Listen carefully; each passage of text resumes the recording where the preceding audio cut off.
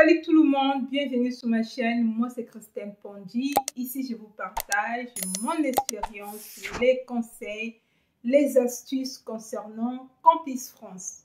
Dans cette vidéo, j'aimerais bien partager avec vous quelques informations à connaître avant de déposer le visa sur le garant et aussi sur les écoles privées. Et aussi répondre à un abonné qui m'a posé une question sur l'attestation d'hébergement concernant l'e-Move France.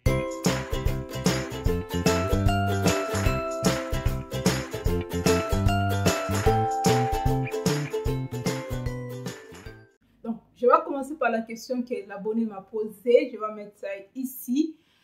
La personne m'a demandé de savoir où est-ce qu'il peut trouver l'e-Move, l'attestation d'hébergement au Cameroun, parce qu'une personne de son entourage a eu son visa grâce à cette attestation d'hébergement.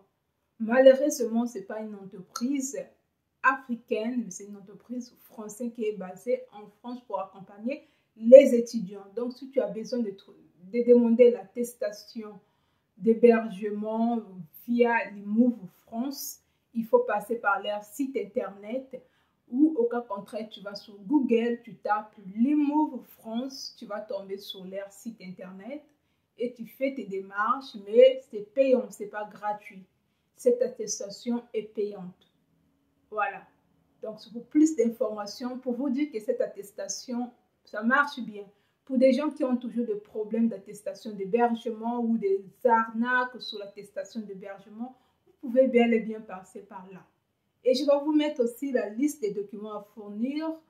Vous allez voir par vous-même que sur cette liste, vous n'avez que 3 possibilités pour vraiment justifier vos revenus au niveau de l'ambassade. J'ai déjà fait la vidéo dessus, mais il y a d'autres personnes, ils se croient toujours malins, même s'il y a des exceptions. L'unique exception, c'est le double garant, pas 3 garants.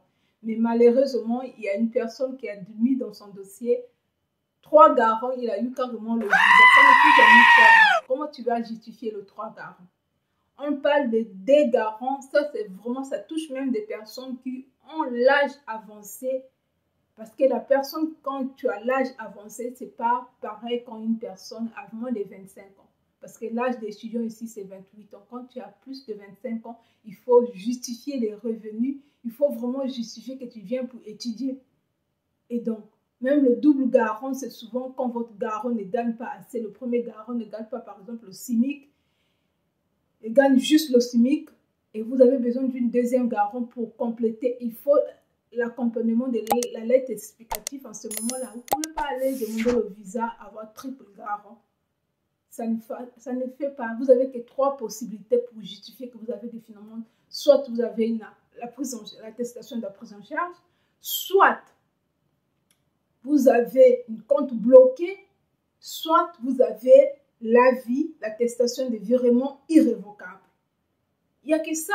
Vous n'avez plus d'autres moyens pour dire que non, je vais ajouter tel papier, tel papier. Ce n'est pas à l'ambassade ou à votre consulaire de trier vos papiers. C'est à vous de regarder la liste des documents fournis. Et là encore, beaucoup de gens négligent l'acte de naissance. Il faut mettre dans votre dossier aussi l'acte de naissance. C'est très important. Et l'acte de naissance prouve de vérifier votre nom si c'est bien écrit et de vérifier si c'est vraiment vous. Et si votre acte de naissance a des problèmes, vos papiers par exemple a des problèmes de traits d'union, des trucs comme ça là, des « et » qui manquent, des deuxièmes prénoms qui manquent, essayez de ranger cette session avant de venir faire une jugement supplétif pour avoir une acte de naissance complète pour aller déposer à l'ambassade. Et les écoles privées. Concernant les écoles privées, malheureusement, beaucoup de gens croient que les écoles privées sont différentes des écoles publiques. Que ce soit l'école privée, peu importe, tu as trouvé ton rendez-vous comment, tu dois passer par Campus France.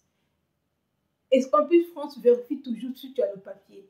Le dernier papier que Campus France va te donner, c'est l'attestation d'hébergement avant normalement de te donner l'autre là. Je ne sais pas si ça a changé. Mais il y a une personne qui a eu l'acceptation dans une école privée et la personne a quand même osé d'aller déposer son dossier de visa à l'ambassade sans payer la compte dans cette école privée. Et encore dire que cette école privée va fournir l'attestation, le logement.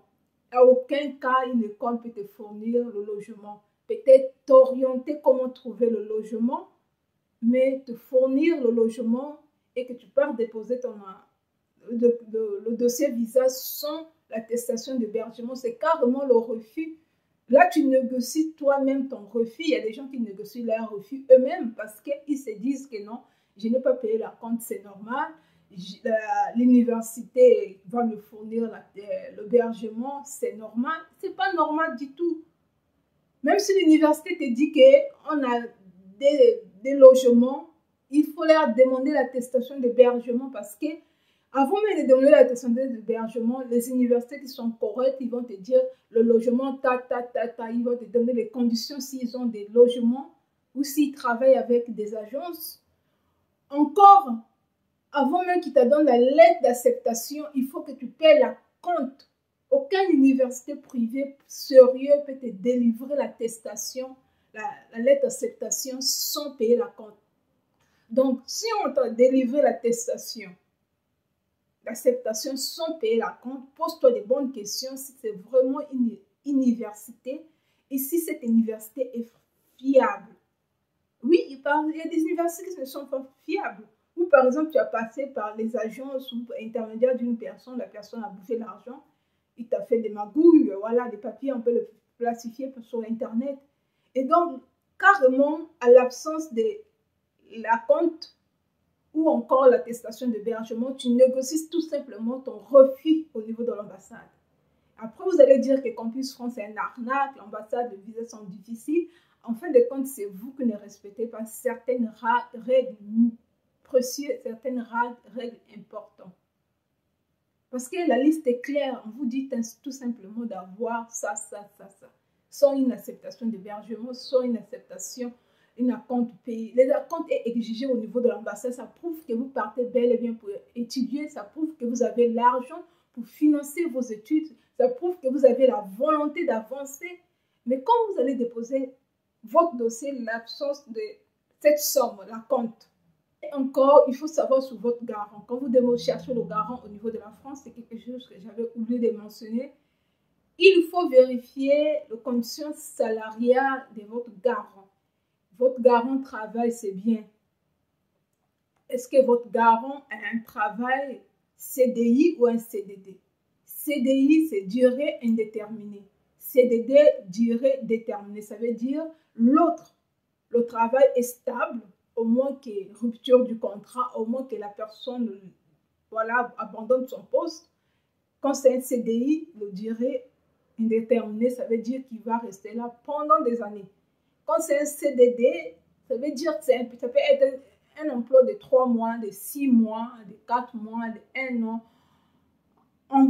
L'idéal, c'est jusqu'à 18 mois. Ça ne va pas au-delà de 12 mois, 2 ans, normalement les CDD. Peut-être si votre garant a un CDD de 18 mois, en ce moment, il peut être votre garant parce que c'est équivalent de 1 an de votre année académique. Mais si votre garant n'a qu'un CDD de 8 mois, ils vont se poser la question comment tu vas prendre en charge cette personne. Aussi vérifier si votre garant vient de commencer son boulot, est-ce qu'il a fini la période d'essai?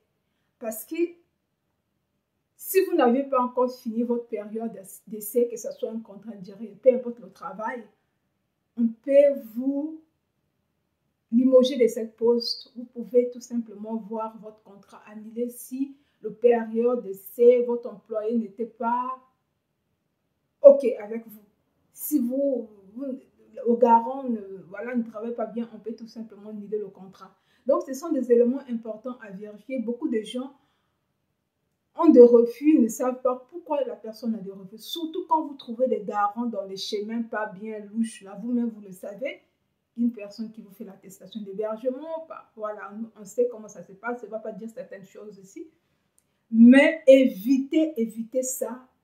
Vérifiez bien les conditions de votre garant. Posez des questions. Voilà, c'était tout pour cette vidéo parce que c'est quand même absurde de voir des gens faire des démarches jusqu'à la fin et à la fin avoir le visa parce que vous n'avez pas respecté certaines informations. L'ambassade est claire, il est clair, la liste est là. Les éléments des dossiers à fournir, les papiers à joindre dans votre dossier visa. En plus encore, le passeport, votre passeport doit avoir 15 mois, pas moins de 15 mois. N'allez pas demander le visa avec un passeport qui date de 6 mois, moins de 6 mois. Ça peut passer dans certains pays, mais si les gens sont tellement regardants, on peut vous... Et n'oubliez pas qu'il y a des quotas pour le visa, il y a des quotas. On ne prend pas 10 000 personnes, sinon tout le monde va venir chaque année. Des refus ne sont pas là pour rien parfois. Et ce n'est pas l'ambassade qui vous délivre le visa, c'est le ministère de l'Intérieur. L'ambassade est là pour identifier vos dossiers, pour voir si vos papiers sont OK. Et donc, quand on vous dit fournir tel papier, ce n'est pas pour rien, mais beaucoup de gens font des erreurs. Je ne sais pas s'ils prêtent vraiment attention à leur désir de venir étudier en France, si c'est vraiment parce que je ne peux pas comprendre une personne qui dit que l'école va me fournir le logement. En plus, vous oubliez souvent la lettre explicative. Il n'y a que des conditions où vous pouvez mettre la lettre explicative quand vous cherchez votre garant, le logement ou quand vous avez une héberge. Vous avez réservé dans un hôtel. Quand vous avez réservé dans un hôtel, en ce moment, vous pouvez vraiment mettre une lettre d'explication qui explique vos conditions pourquoi vous avez choisi l'hôtel. On vous le répète, il y a plein de vidéos sur Campus France, il y a plein de choses. Les gens qui sont autonomes arrivent toujours jusqu'à la fin et obtenir leur visa. Donc, moi, je trouve ça triste que certaines personnes s'amusent un peu. La France est un pays de papiers. Soit un papier authentique, soit un papier. Quand vous allez arriver ici aussi, la paperasse, ça ne finit pas. Ici, c'est le papier qui parle. Sont des preuves, soit un papier écrit. Ça ne va pas aller jusqu'au bout. On ne va pas vous donner le visa. Donc, j'attire votre attention pour les gens de l'école privée, les gens qui cherchent les attestations d'hébergement, le garant. Ce sont des choses très importantes.